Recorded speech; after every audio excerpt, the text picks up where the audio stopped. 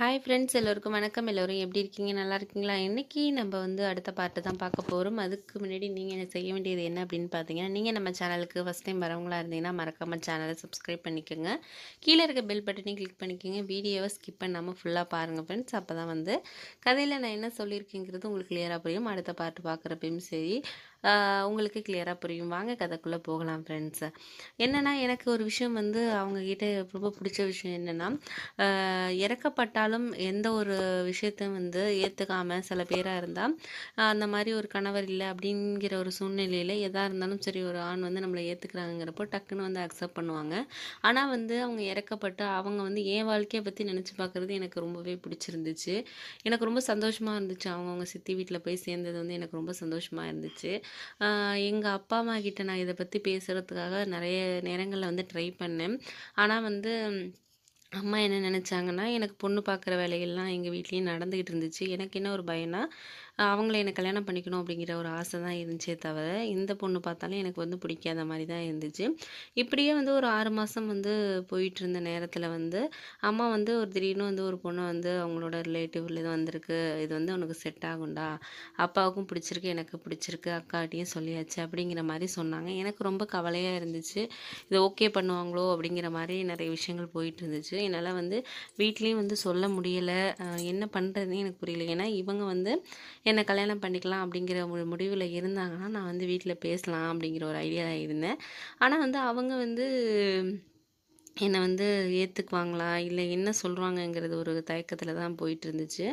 சரி அப்படின்னு சொல்லிட்டு நான் என்ன பண்ணேன்னா, அவங்களுக்கு வந்து ஃபோன் பண்ணேன் ரொம்ப நாள் கழிச்சு. அவங்க வேலைக்கு வர்றத நிப்பாட்டிட்டாங்க. வேணாம் அப்படின்னு சொல்லிட்டு வீட்லயே வந்து நான் மாவு அரைச்சு குடுக்குறது, அந்த மாரி சித்தியோட சேர்ந்து நான் ஸ்டார்ட் பண்ண போறேன். நான் வேலைக்கு வரல அப்படின்னு சொல்லி சொன்னாங்க. நானும் அவங்கள வந்து மறக்கல. ஆனா வந்து எப்படி சொல்றது? அவங்கள திரும்ப திரும்ப போயிட்டு டிஸ்டர்ப் பண்றதுக்கு எனக்கு ரொம்ப ஒரு மாரி கஷ்டமா இருந்துச்சு. நம்மளால அவங்க கஷ்டப்பட வேணாம் அப்படின்னு சொல்லிட்டு ஒதுங்கி இருந்தேன். அதுக்கப்புறம் அன்னைக்கு அவங்களுக்கு கால் பண்ணேன். எப்படி இருக்கீங்க? என்னன்னு பேசினேன். நல்லா இருக்கேன். நல்லபடியா லைஃப் போயிட்டுருக்கு அப்படிங்கிற மாரி தான் பேசிக்கிட்டு இருந்தாங்க.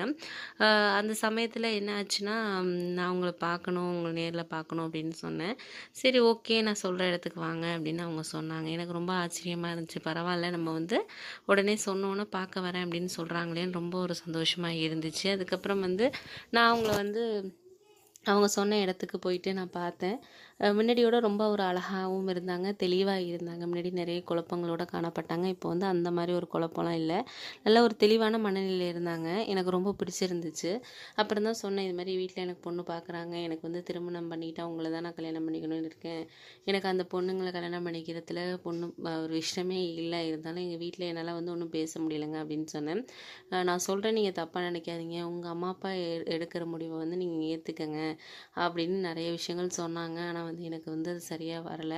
எவ்வளோ பேசினோம். நான் வந்து முடிவாக சொல்லிட்டேன், நான் கல்யாணம் பண்ணால் உங்களை தான் பண்ணுவேன். நீங்கள் என்ன சொன்னாலும் சரி, எத்தனை வருஷம் இருந்தாலும் நான் வெயிட் பண்ணுறேங்க அப்படின்னு சொன்னேன். சரி ஓகே, நீங்கள் இருங்க, ஒரு 2 டேஸில் நானே உங்களுக்கு ஃபோன் பண்ணுறேன் அப்படின்னு சொன்னாங்க.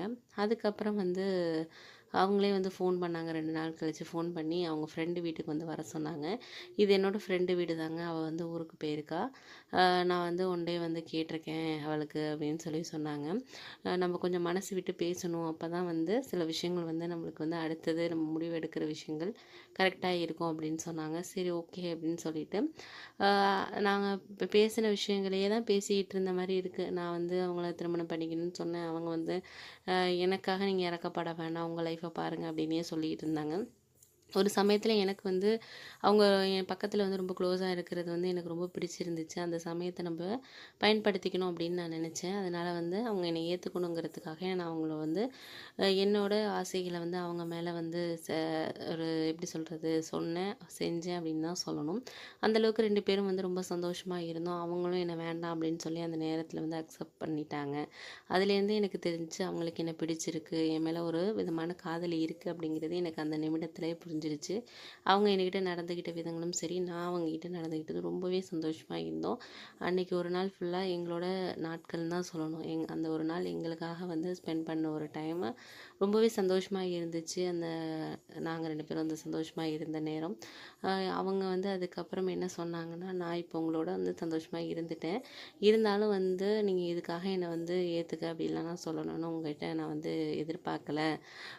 நீங்கள் வந்து உங்கள் வீட்டில் பேசுங்க, பேசி பேசிட்டு உங்கள் அம்மா அப்பாவுக்கு விருப்பமாக இருந்தால் வந்து எங்கள் சித்திகிட்ட பேசி நம்ம வந்து கல்யாணம் பண்ணிக்கலாம். என்னோட பையனை நீங்கள் தான் பார்த்துக்கணும். நம்ம 2 பேரும் சேர்ந்து அடுத்த ஒரு குழந்தை பெற்றுக்கலாம். ஒன்றும் பிரச்சனை இல்லை. ஆனால் வந்து என் பையனையும் நான் விட மாட்டேன். ஏன்னா அவன் வந்து என்னை நம்பி தான் இருக்கான் அப்படிங்கிற மாதிரி சொன்னாங்க. எனக்கு வந்து நமக்காக அந்த குழந்தைய நம்ம வந்து விடக்கூடாது. அவனும் எனக்கு பையன்தான். உங்களுக்கு மட்டும் பையன் இல்லை அப்படின்னு சொன்னேன். அதுக்கப்புறம் நான் வீட்டுக்கு வந்ததுக்கப்புறம் எனக்கு வந்து ஒரே குழப்பமா இருந்துச்சு. எப்படியா இருந்தாலும் இன்றைக்கி அம்மாக்கிட்டேயோ அப்பாக்கிட்டேயோ நம்ம வந்து பேசி ஆகணும் அப்படின்னு சொல்லிட்டு அப்பாவை வந்து தனியாக கூப்பிட்டு பேசினேன். அப்பா வந்து அதெல்லாம் முடியாதுடா, இதெல்லாம் சரிப்பட்டு வராது நம்ம குடும்பத்துக்கு. அம்மாவுக்கு தெரிஞ்சால் ரொம்ப கஷ்டப்படுவா அப்படிங்கிற மாதிரி சொன்னார். அப்புறம் அவர் வந்து எல்லா சூழ்நிலையில் நடந்தது எல்லாத்தையும் எடுத்து சொன்னேன். அவர் ஓரளவு புரிஞ்சுக்கிட்டாரு. இருந்தாலும் அம்மா என்ன சொல்லுவாங்கங்கிற மனநிலையில் தான் இருந்தார். அப்புறம் அம்மாக்கிட்டேயும் வந்து 2 பேரும் நானும் அப்பாவும் சேர்ந்து பேசினோம். அதெல்லாம் வந்து சரிப்பட்டு வருமாடா, ஏன்டா இப்படி பண்ணுற, உன்னை நம்பினத்துக்கு இந்த மாதிரி பண்ணுறிய அப்படின்னு சொல்லிட்டு அம்மா ரொம்ப கோவப்பட்டாங்க.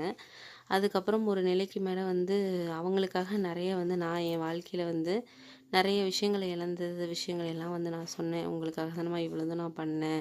எனக்காக நீங்கள் இந்த ஒரு விஷயத்த பண்ணக்கூடாதா? நான் ரொம்ப சந்தோஷமாக இருப்பேன் அப்படிங்கிற மாதிரி அவங்கக்கிட்ட எல்லா விஷயத்தையும் எடுத்து சொன்னேன்.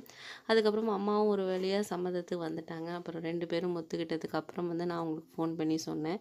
ரொம்ப சந்தோஷப்பட்டாங்க. நான் எதிர்பார்க்கவே இல்லை உங்கள் அம்மா அப்பா ஒத்துக்குவாங்க அப்படின்னு சொல்லிட்டு, என்னை அக்செப்ட் பண்ணுவாங்கன்னு நான் எதிர்பார்க்கவே இல்லைங்க அப்படின்னு சொல்லிட்டு அவங்களுக்கும் சந்தோஷம் இருந்துச்சு. அப்புறம் 2 வீட்லேயும் பேசி எங்களுக்கு திருமணம் பண்ணி வச்சாங்க. இப்போ எங்களுக்கு ஒரு பெண் குழந்தை இருக்குது. அவங்களோட அந்த பையனையும் வந்து என் பையனா தான் நான் பார்த்துக்கிறேன். அவன் என்னை அப்பான்னு தான் கூப்பிடுவான். என் பெண் குழந்தையோட சந்தோஷமாக ஒரே வீட்டில் தான் இருக்கிறோம். எங்கள் வீட்டில் அம்மா, அப்பா எல்லோரும் நாங்கள் எல்லாம் ஒன்றா தான் இருக்கோம். அவங்க தனியாக வந்து ஒரு ஸ்மால் பிஸ்னஸ் பண்ணிகிட்ருக்காங்க. நானும் வந்து ஒரு பெரிய ஆர்டர் எடுத்து அதில் பிஸ்னஸ் பண்ணிகிட்ருக்கேன். நல்லபடியாக போயிட்டுருக்கு எங்கள் லைஃபு.